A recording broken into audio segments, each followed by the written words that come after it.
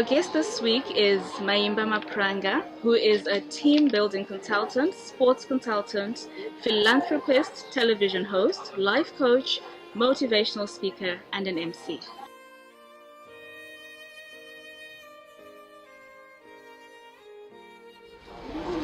Hi everyone, welcome to this week's episode of Journey Journals. I have with me Maimba Mapuranga. Welcome Maimba. Hi Linda, how are you doing? I'm good, how are you? Very well, thank you. Good to have you on the show. Thank you for having me. Tell us a bit about yourself. I'm a team building consultant. I build teams, corporate teams, church teams, choirs, any body of people from 2 onwards, and they want to be built and molded into a team, into a high performance team. That is what I do. That's my day job. I also have a very strong sporting background, which then allowed me to become a sports consultant. I work with various sports associations here in Zimbabwe. I consult for a number of sports association presidents in terms of sports strategy. I'm a philanthropist. I run a charitable organization, a sports charity organization called Celebrate Sport. Celebrate Sport is a vehicle that we use to reach out to children living in children's homes, the ones that people call orphanages. And we use sport to bring them in and then to teach them life skills. Life skills where we talk about child marriages, we talk about alcohol abuse, drug abuse, we talk about career guidance. Celebrate Sport in working with children living in children's homes is we want to give these children an opportunity at life, and we want to show them that they can become anything that any other child can become. We want to inspire them to be the best that they can be. We want them to know that in as much as we can have any other form of sport out there in terms of sports festivals, they can also have a sports festival where, one, we can identify talent. We're not only teaching them life skills, but also trying to identify talent, because as the name says, Celebrate Sport. Celebrate Sport then organizes an annual festival called Celebrate the Children Sports and Arts Festival, which happens every August. This is our 7th year running, hosting that festival. And the reason we host that is that we want to be able to celebrate, like the name says, celebrate. So we believe that God gave every one of us a gift, every one of us a talent. Every child, every human being has got something that was deposited in them. So Celebrate the Children's Sports and Arts Festival is a moment in time every year that children come and we are able to identify what their talent is. So if they can do a cartwheel, we celebrate. If they can sing, we celebrate. If they can run 10 meters, we celebrate. Because most of the times these children don't really have anybody who celebrates them. They don't have the usual talk that people have with their kids. Well done, wagona, waitabasa. They don't have those words that encourage them. And that's what we've done. And over the years now, it's the most wanted, looked out for on the children's homes calendar. Last year alone we had about 900 kids. Wow. That came through, 900 kids from children's homes from all over Zimbabwe that came through for the festival, which is a 3-day sports and arts festival.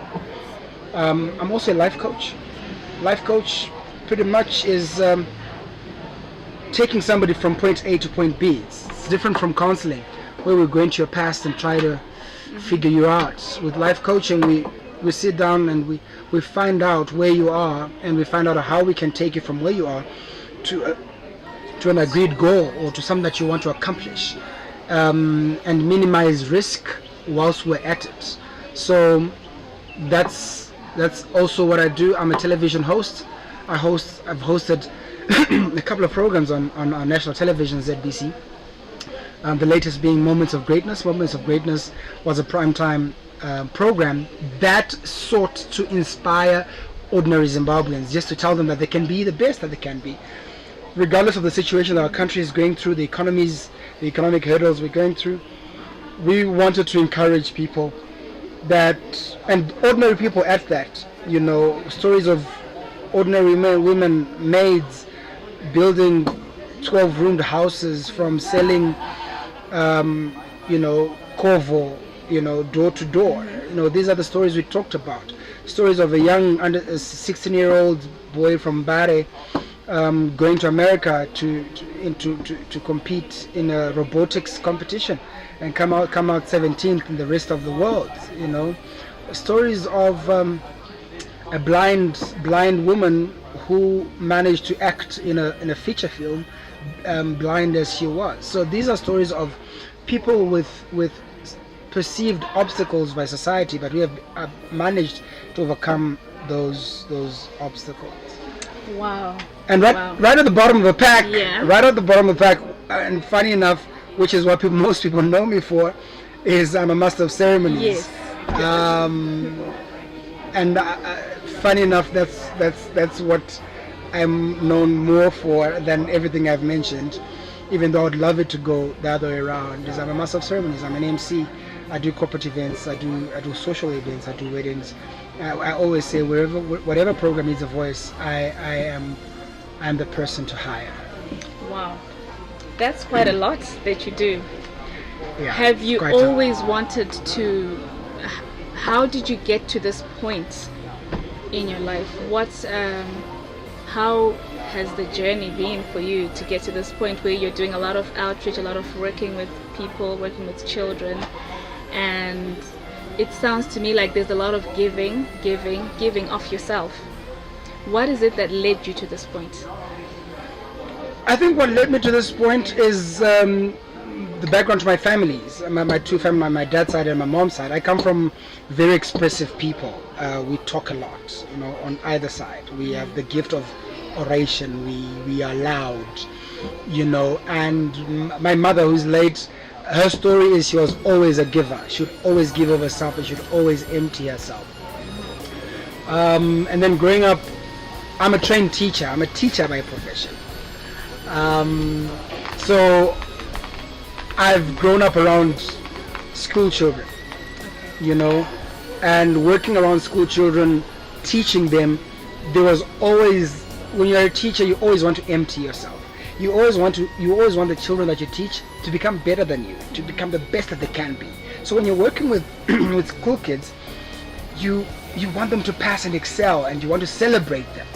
You know, so I left teaching. I'm no longer teaching, and then this is how I then branched out, and then I realized at some point in my life that every one of us has got a purpose. There's a reason why we live, and if we live for 30 years like Jesus did, he died at 33.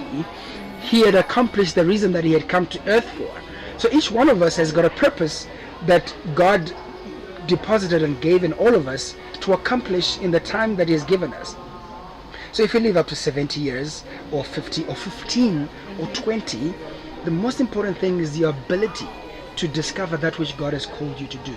So I then managed to realize that I had a calling upon my life to serve children, vulnerable children, in that instance, vulnerable children, underprivileged children, boys and girls, to be able to inspire them to become the best. Because when I left college, the first place that I went to teach was a place called Mangura. Mangura is a mining town, and in Mangura you find that the conditions and what the kids have to go through, it's a struggle. And for them in that mining town, some of them don't actually believe that there's a world away from the mining town. You know, so that for me were nuggets that I took away from that, and I wanted them to touch a life, to change one life at a time, and hopefully make the best out of them. So as you've sort of evolved and grown into your calling or into your life purpose, how do you take time out to replenish yourself? Because there's a lot of giving and giving and giving.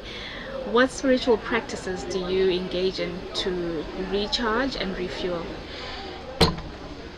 I'm a Christian. I love the Lord. I got saved many years ago, and that has been one thing that has made me to stay the course and be rooted in what I believe, because everything that I do is tied to what I believe in, which is God Almighty.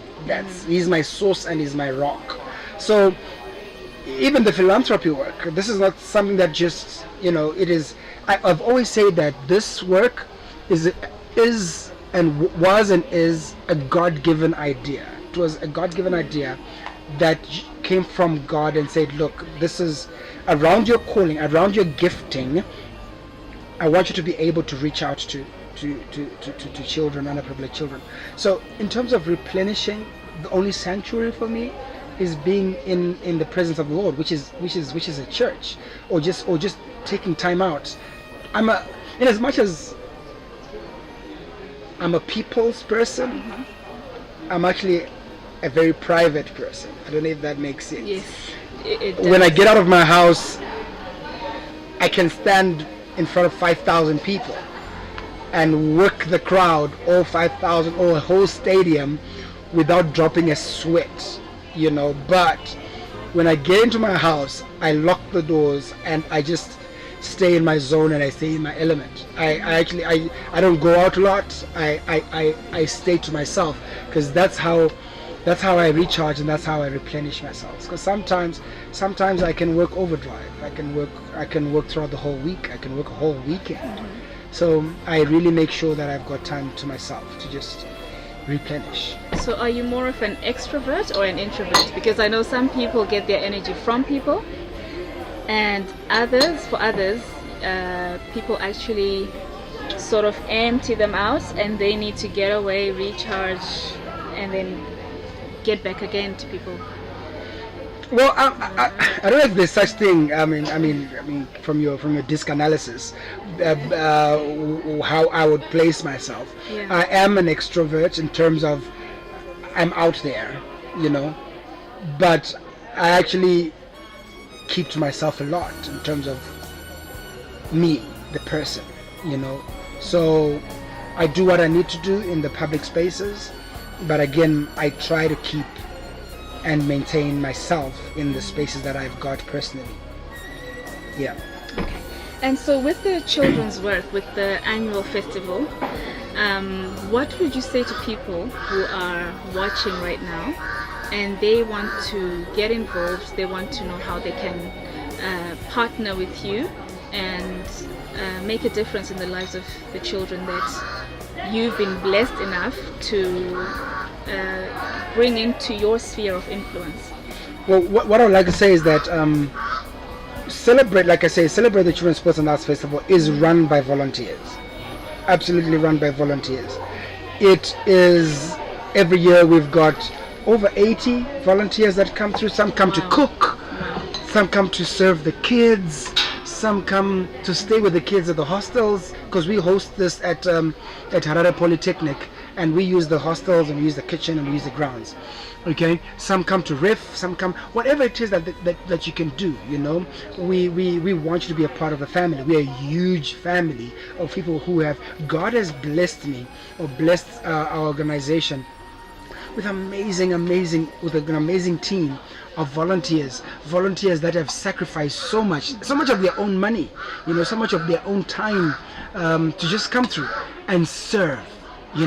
Some come and mop the floors, some come and kumona sadza, it's a lot of work.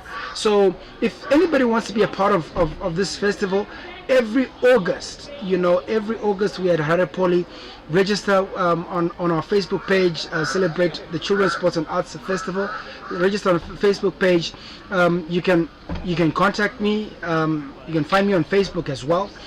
Contact us and come and be a part of this amazing story that we are building. We've got, this year we invited 40 children's homes. Let me hasten to say that the festival, we do this in partnership with the Ministry of Labour and Social Welfare, who are the custodians of all the children's homes, and they're the ones that give us the authority to host the festival. So this year they authorized 40 children's homes from across Zimbabwe. So if 40 children's homes and they all come, we could actually have well over 3,000 kids. Wow.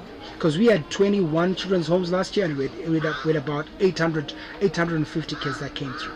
So imagine if all 40 came. That would be absolutely, and this is over 3 days. 3 days, it's absolutely gobsmacking.